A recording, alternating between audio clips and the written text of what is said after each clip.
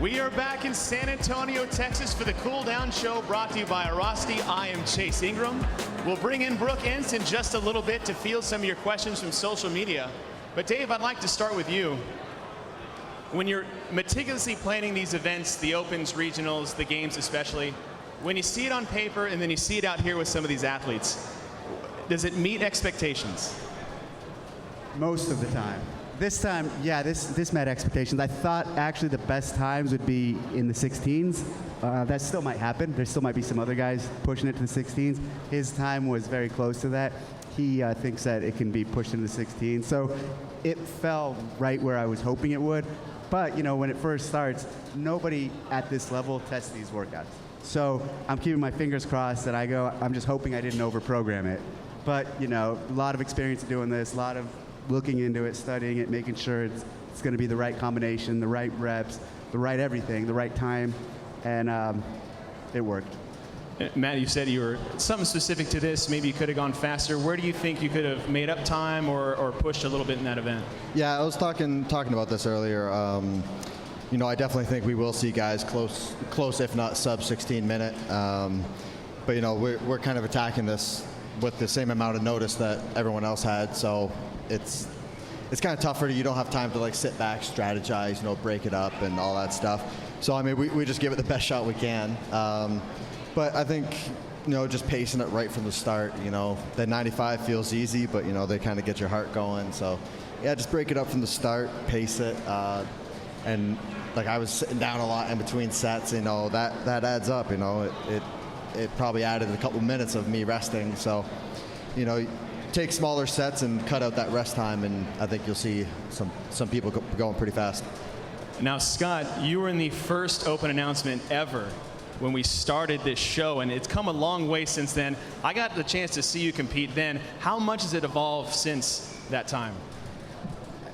It's evolved quite a bit. I think the final bar in 2012 was 215.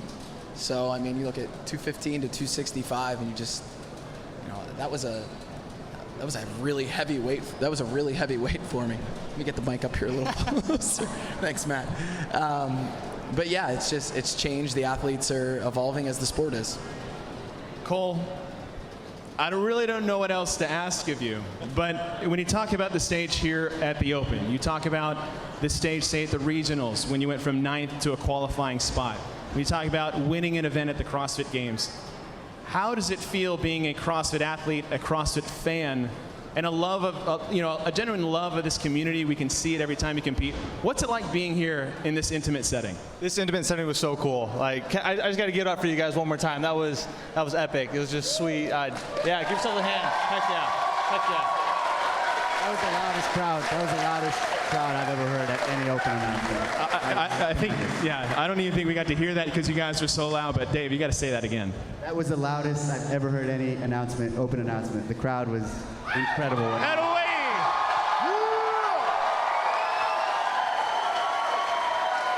You know, I've told people before some of the coolest experiences is like this last year at the CrossFit Games.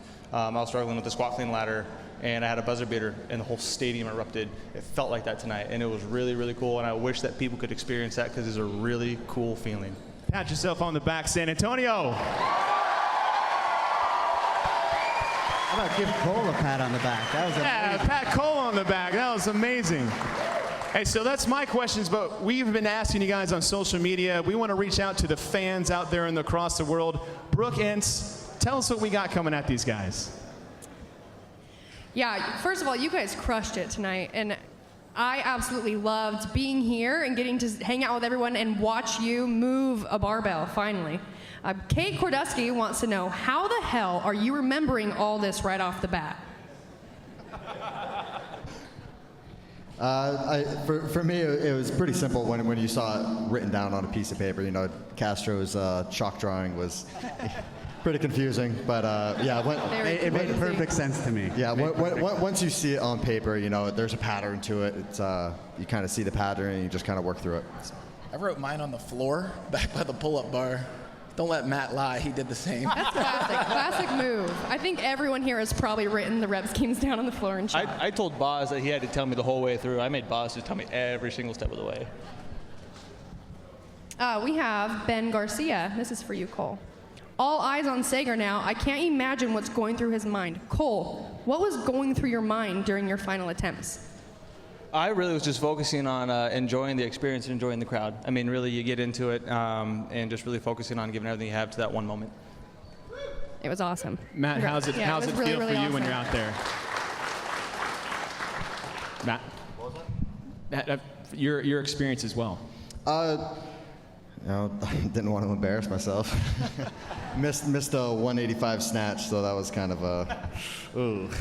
But just kind of really focusing on not taking too much time on the brakes and remembering that, okay, the 95-pound bar, just work through it steady. There's still a lot more work to be done. And, it was back and forth between Scott and I for a while, so that was a good race. Scott, tell us a little bit about that race. Like I told Dave earlier, there's no better place to do an open workout. This beats doing it in your gym during the middle of the day when no one's here. This crowd is just amazing. Like, I wish people could actually be here to feel it. I mean, listen to it.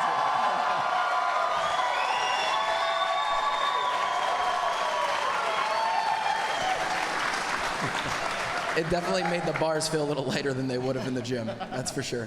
And Brooke, I think we got one more question.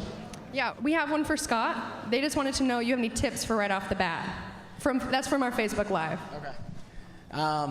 Just right off the bat, just managing your grip and not holding onto the pull-up bar too long will save your pull in the longevity of the workout. If you hold onto those pull-ups, even though they're sets of 6, which might be manageable for you at that time, doesn't necessarily mean you should hold on. I think that'll set you up to be successful later in the workout. So everyone's got to be smart, We have a couple questions from fans in the audience. We have Michelle. Hello. So my initial question was, what was your feeling? What did you think when you saw a dumbbell?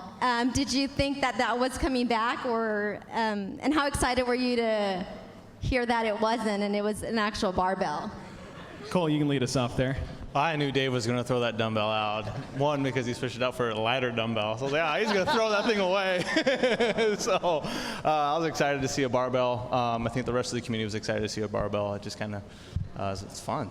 Heck yeah. Yeah, Scott, I'm pretty sure you're excited to see a bar. Yeah, I like a barbell, and it's just, a complex movement like that will definitely separate the field. So I'm excited to see how it shakes out. One more question we got from Eric. Yes. Hello? Oh, there it goes. How do y'all mentally prepare for a workout that's going to hurt this bad the deeper you get into it? Matt? I think the best way to mentally prepare for it is do it every day. When it's what you practice every day, it becomes easier when you have to do it in competition. So let's talk about more specifically the workout. I've got one, and it's just my curiosity. But Dave, this is for you. Is that, when you program the events, do you select these athletes specifically for these type of events to put on these kind of shows for these people?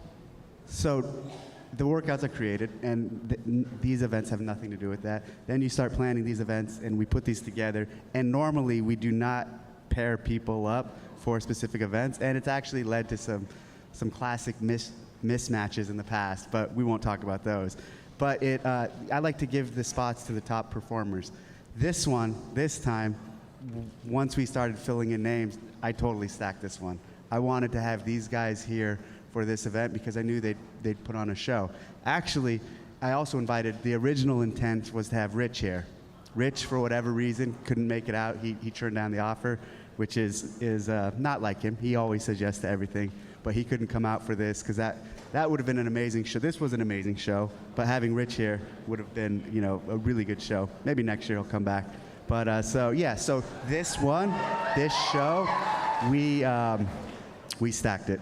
We knew these guys are all good at these movements, and we wanted them to put on a good show. Oh, I think we got a pretty good show at the end. Thank God Cole Sager was here.